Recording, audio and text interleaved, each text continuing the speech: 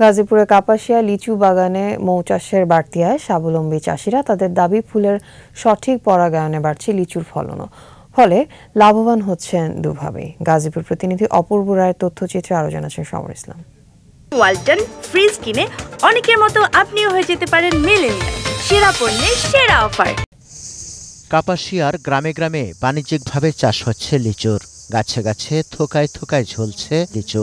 কোনো কোনো লিচু বাগানে শোনা যাচ্ছে মৌমাছির গুনগুন গুঞ্জরণ।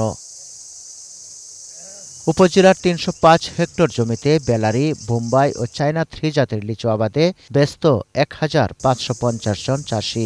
১৩০৭ মেট্রিক টন লিচু ফলানোর লক্ষ্যমাত্রা ছাড়িয়ে যেতে আশাবাদী তারা।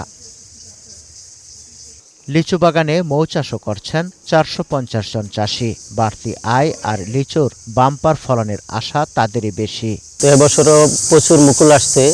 এখানে মৌমাছির চাষ করা হয়েছে। মৌমাছি বসানোর পর গাছে ফলনটা বৃদ্ধি পায়। মৌচাক এরিয়াতে আমাদের পরাগায়ন ভালো হয়। লিচু বাগানের মৌ বাক্স থেকে ১ সপ্তাহ পর পর মধু সংগ্রহ করেন মৌয়ালরা। ফ্রেম ঝাঁকে দিয়ে বাক্সে মৌমাছি রেখে লিচু ফেলে মধু আহরণ করতেছে। প্রতি বাক্সে প্রায় 2 কেজি 3 কেজি মধু পাওয়া যায়। মৌমাছিরা সরাসরি লিচু গাছ থেকে মধুটা সংগ্রহ করে এবং এই মধুটাই আমরা কাস্টমারের কাছে দিব। এখানে কোনো প্রকার ভেজাল হয় না।